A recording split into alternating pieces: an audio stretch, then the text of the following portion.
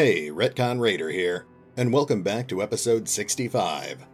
Last time, we faced off against one of House Eisenstein's armies and emerged victorious. We've taken a day off since then, handling our inventory and giving the men a chance to recover, but now I think it's about time for us to take on another contract and continue fighting for the glory of House Rabenholt. A man sitting on his porch leans forward at the very sight of you. Wait, we've seen this one before. Before you can enter Count Halston von Rabenholt's room, he springs out and takes you by a shoulder. He walks you down a hall and comes to a window, speaking as he stares out at the courtyard. My generals need not see you. They don't find honor in your vocation. Sometimes a bit of political tact is required in hiring mercenaries. You shake your head and respond tersely. We kill just as they do. The nobleman nods. Of course, sellsword, but perhaps in the future you will be killing us. This keeps my generals up at night, some concerned, others angry. I understand the reality of the world we live in, and so I sleep like a baby, understand? So let us conduct business. I need you to go to Torva Home and aid Commander Sir Engelbert in assaulting the fortification there. You will be paid 5,000 crowns for your work. He smiles. This will make you a rich man, my friend. You'll be paid when the contract is done. Alright, we've got our first siege contract. These are actually some of my favorite contracts, because it's one of the rare cases where you can have an actual tangible effect on the world map. Now let's see where we're headed. Well, that's definitely right in the middle of enemy territory. I can't say that's really an ideal town for them to be trying to take over, but I guess it doesn't really matter as long as we get paid. We'll run one last inventory check, then it's time to march on Torva Home. Redraw the maps. Refugees, messengers, and traders on the road are reporting that Dornan now belongs to House Rabenholt. The board has changed. Well, that's certainly good news for us. That gives us one more place we can rest and resupply.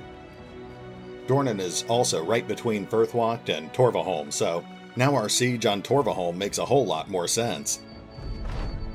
The siege at Torva Home looks more like the recreation in a large play than the efforts of a concentrated war effort.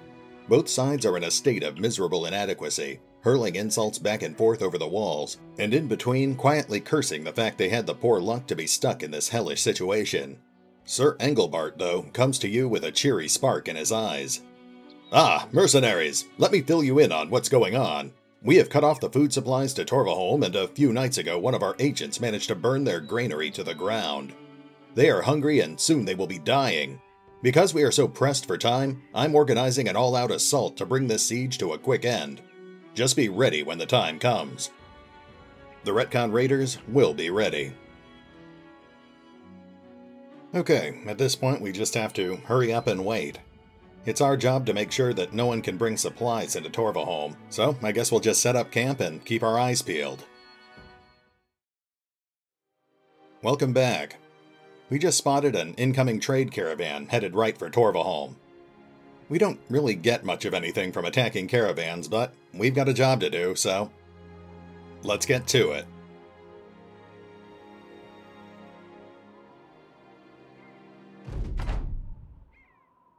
These guys really don't pose much of a challenge, so we'll try to make this as quick as possible. We'll hold our ground, let them come to us, and mow them down with arrow fire.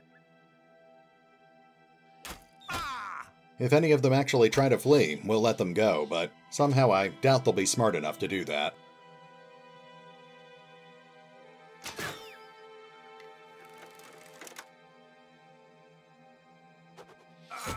Eraton the Merciless cuts down a caravan hand with a throwing axe.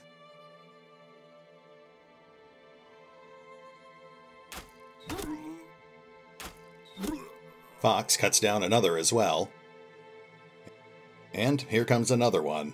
They really should have run while they still had the chance.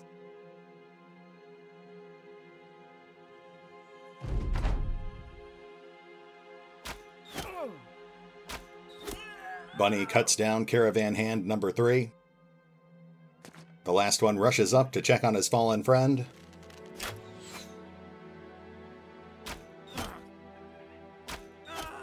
And Fox puts an end to him. Sorry guys, it's just business. At this point, the only one left on the battlefield should be their donkey. We'll cycle to the end of the turn and the battle should end. There we go. That gets us a small amount of experience points and some basic loot. I guess we'll take the trade goods and some of these basic supplies.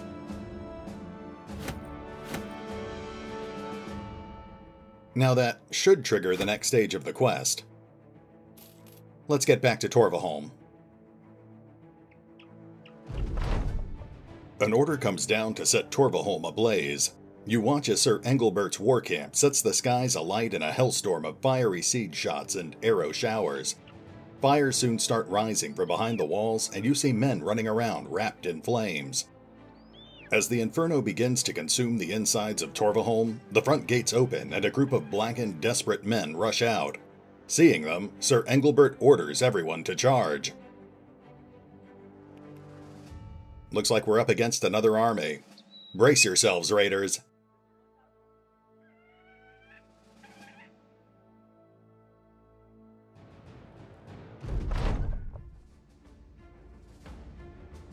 Okay, this isn't so bad.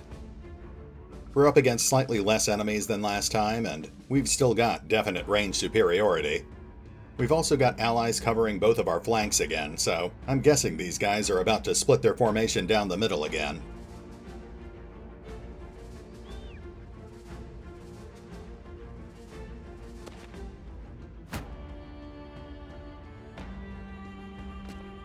Yep, they're making their move and they're headed right for the flanks. Just like last time, we'll let the two armies duke it out. We'll just focus on picking off targets of opportunity, and we'll keep our eye out for the enemy knight.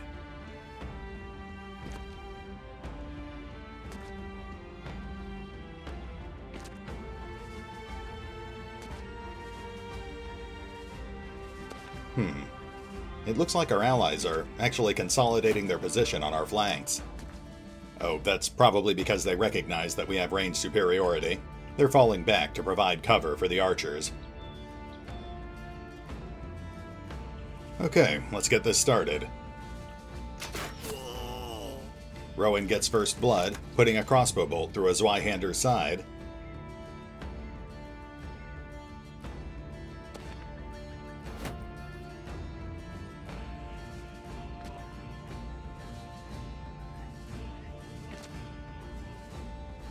The rest of our men hold for the moment. There's a couple of pikemen making themselves easy targets. Oh, and there's the enemy knight. Nice helmet.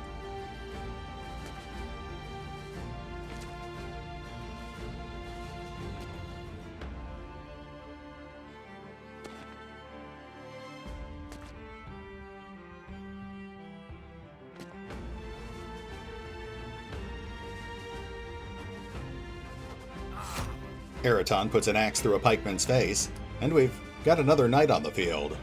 Sir Otto. Well, if we're lucky, we might actually walk out of this fight with a pretty decent amount of high-end equipment.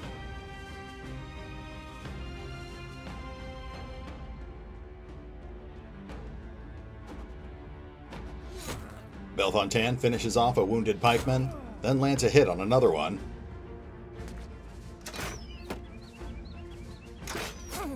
An enemy pikeman just lost an ear. And a friendly crossbowman just got shot through the hand. Our archers are up. Fox finishes off another pikeman, then scans the battlefield for another open target. These guys actually have most of their soft targets under cover.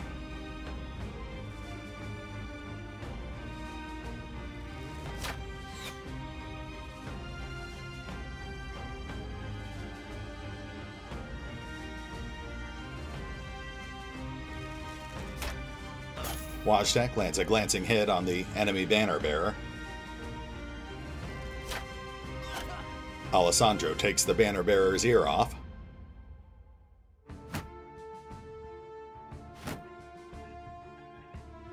At this point, I think we're just cycling into round 2.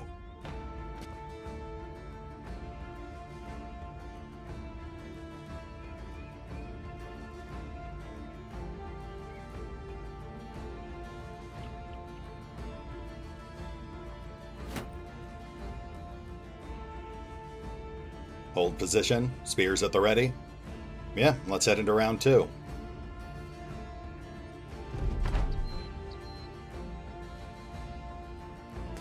We've got an enemy Zweihander edging closer. We'll need to keep an eye on that guy. The enemy sergeant makes a good target, too. And we just lost a friendly crossbowman. We should probably prioritize taking out those enemy crossbows.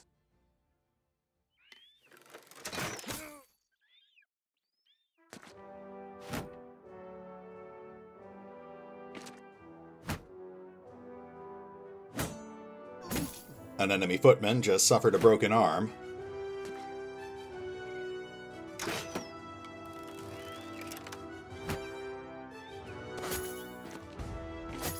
We've got a footman advancing on Kazarin, but Kazarin's not having it. Bunny's up.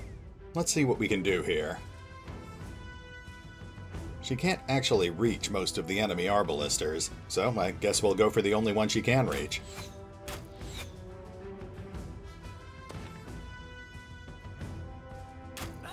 Wajtek cuts down the enemy banner bearer. And, again, I guess we really should stay focused on those crossbowmen. Wajtek misses his intended target, putting an arrow through a pikeman's face instead. Alessandro takes aim, but his shot goes wide.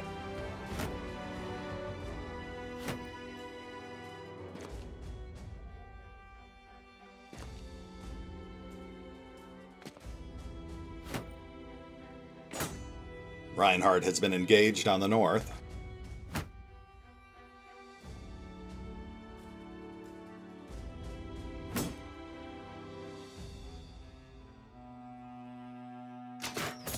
Rowan cuts down an enemy pikeman and punches a bolt through a crossbowman's side with his follow-up shot. Nicely done.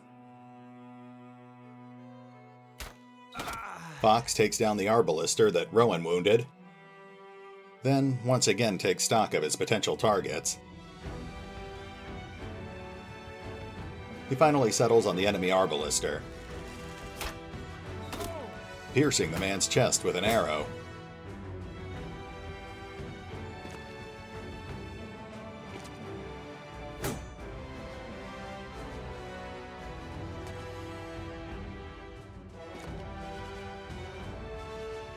One of the knights just engaged our front line, Sir Hilderic. We'll focus on trying to take him down as quickly as possible, before any of our allies can damage his gear.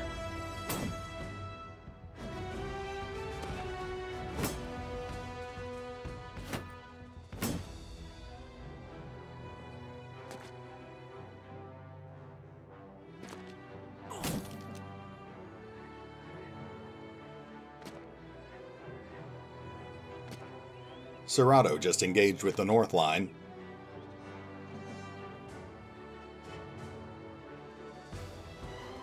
Rondis squares off with an enemy footman.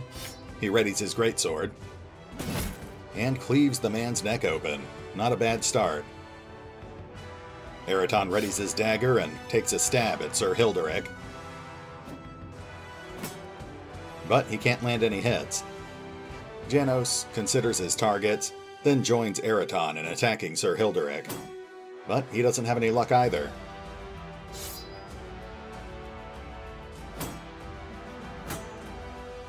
Belfontaine is exhausted. Kazarin moves to engage the enemies on our south.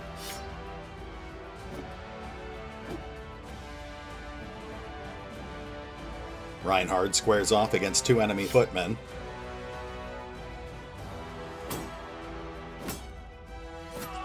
He puts his dagger through a man's shoulder.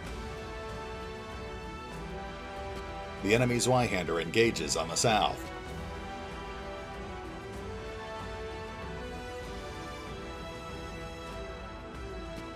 moving into round 3.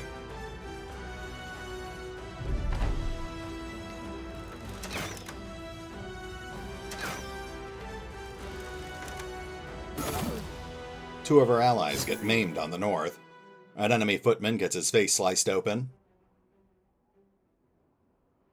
Alessandro scans the battlefield, then fires through the ranks. He lands a glancing hit on a wounded footman.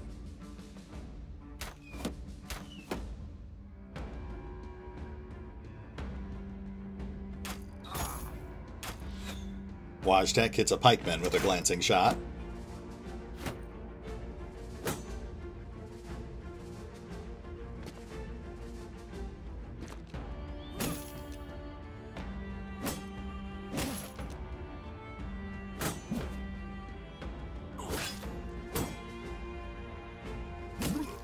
An enemy footman just got clubbed to death.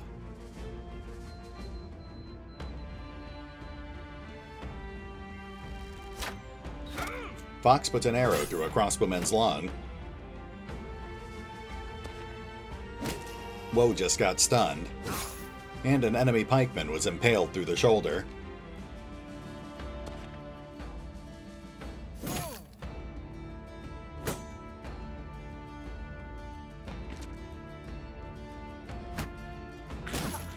Kazarin took a very light hit.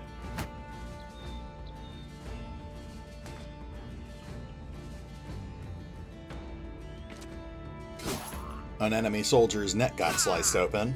Then a friendly pikeman got stabbed in the face and someone just lost an ear.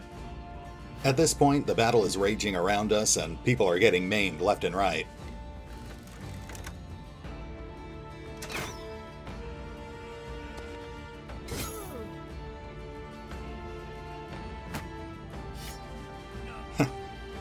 An enemy footman braces himself for combat, then drops dead from blood loss. Kazarin is stunned. When did that happen? A friendly footman gets his nose broken.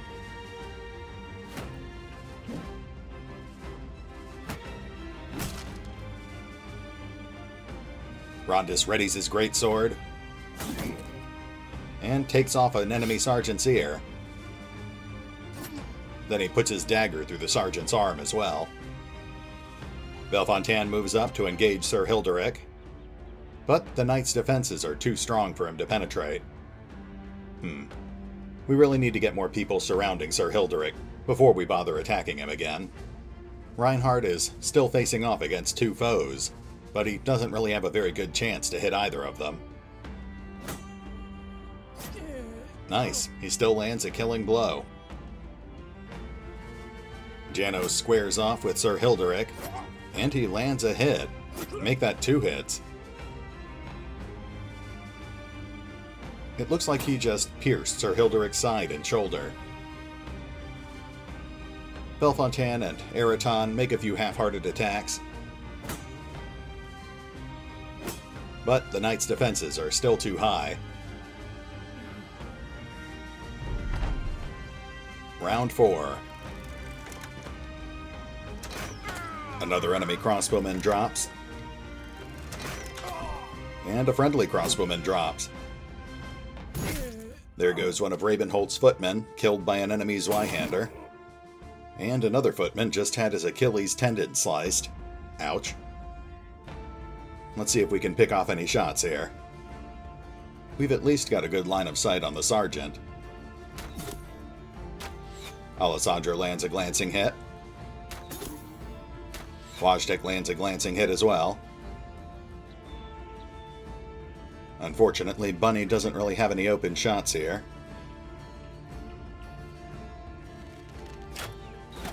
But she still manages to cut down the last enemy crossbowman. She scans the battlefield, then follows up by putting an arrow through a pikeman's leg.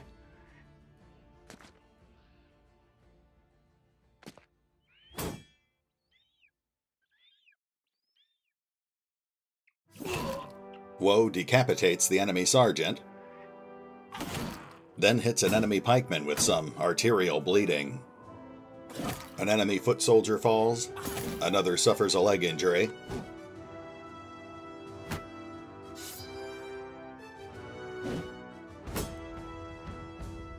Fox is up.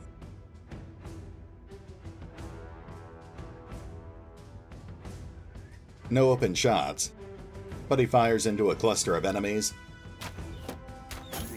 and lands a glancing hit on a footman. Another enemy footman falls, and yet another gets his neck cut open.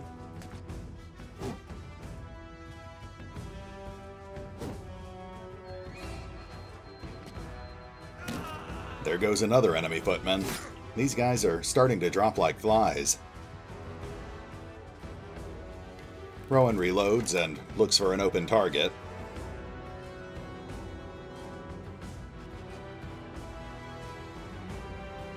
Unfortunately, there's nothing ideal for him to shoot at.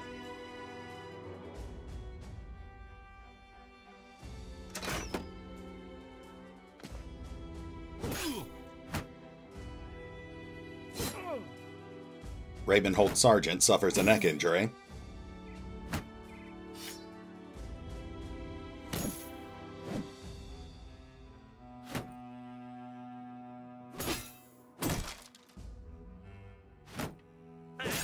Sir Hilderic lands a light hit on Belfontaine.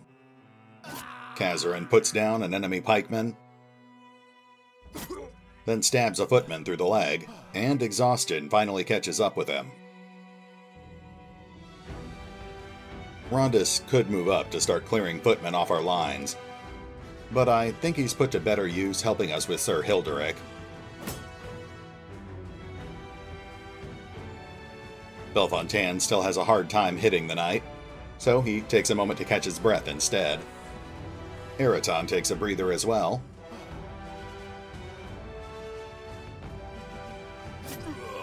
Reinhard punctures a footman's side. Oh, and we've got one more crossbowman on the field. Fortunately, he just made himself an easy target.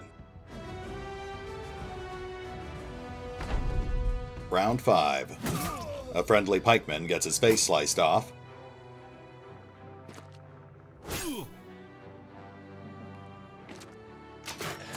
A friendly billman gets mowed down by a crossbow bolt. Wojtek sets his sights on that enemy arbalester, putting arrows through his leg and shoulder.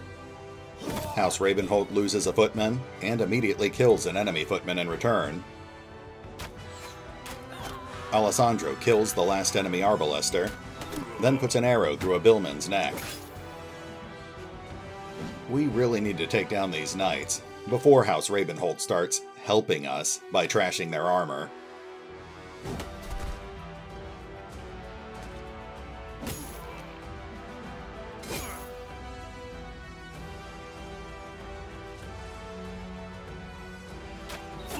Bunny lands a glancing hit against the Zweihander on the south. A friendly footman gets his hand broken. An enemy footman gets his ribcage cleaved open. Fox is up. He scouts for targets. And I guess we'll keep going for that Zweihander. Fox lands another glancing hit.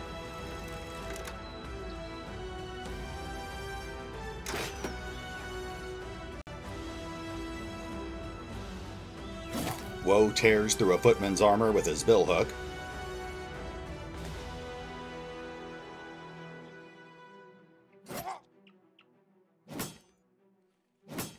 Belfontaine pushes Sir Hilderic to the brink of death. One more hit should do it.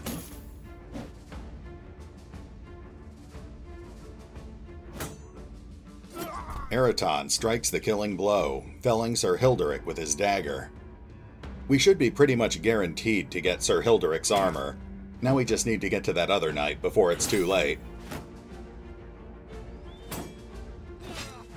Looks like Sir Otto's not going down without a fight. He just killed a friendly footman.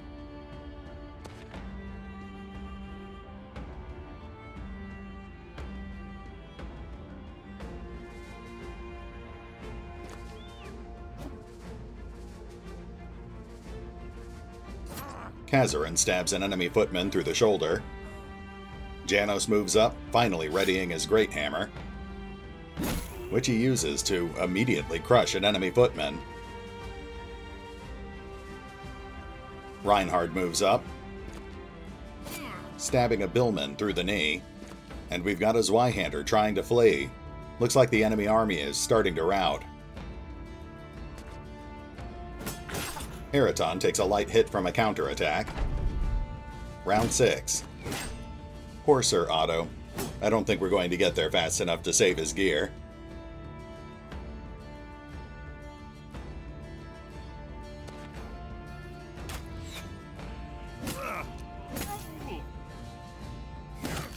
An enemy footman loses his face, and a billman loses his life. The second enemy sergeant is pushed to the brink of death. Sir Engelbert finally contributes, cutting down a footman. Bunny is up. She scouts for targets, then moves up for a better line of sight.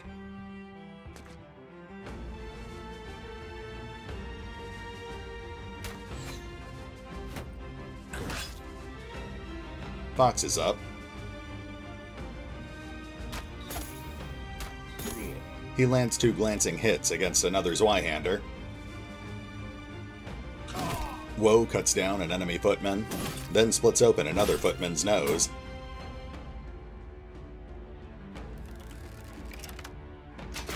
Rowan fatally shoots the Zweihander on the north.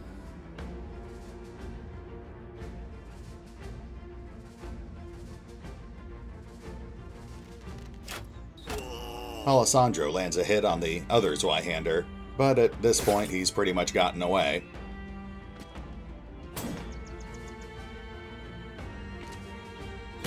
Another enemy footman gets clubbed to death, and there goes their other sergeant.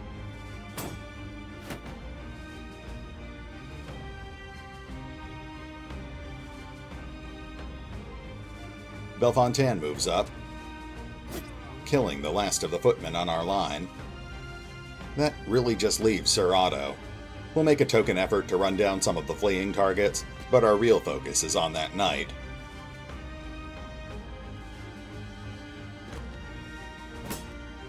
The raiders start converging on our final target.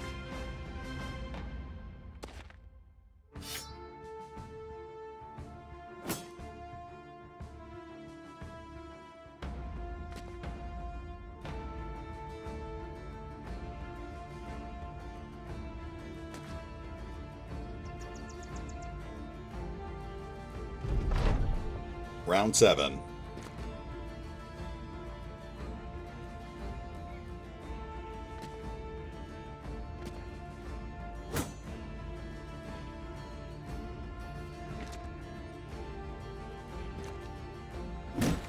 Sir Otto gets knocked out of position. Ooh, and he just lost half his armor. The enemy Zweihander successfully flees. The enemy pikeman is out of sight as well.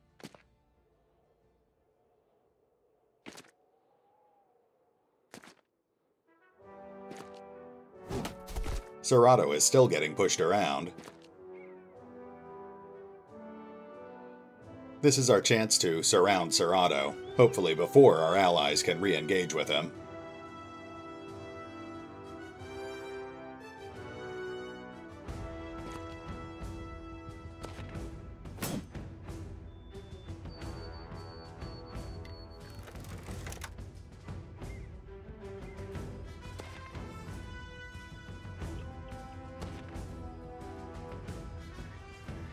Unfortunately, with his maimed foot, Janos can't get back into the fight.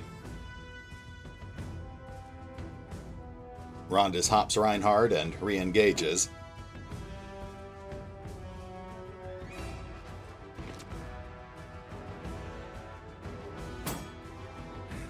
Reinhard is exhausted.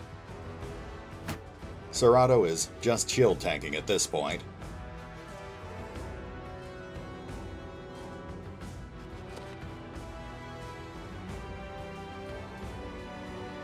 Moving into round 8.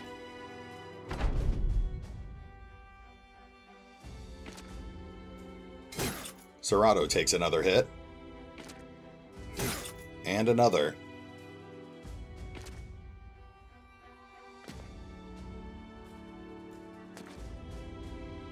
Sir Engelbert re-engages.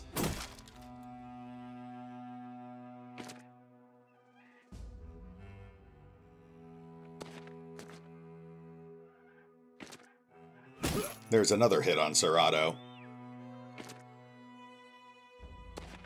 And he's fully surrounded.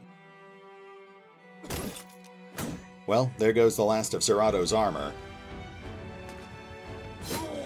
We're definitely not salvaging the scale mail, but if we're lucky, we might still be able to get that great helm.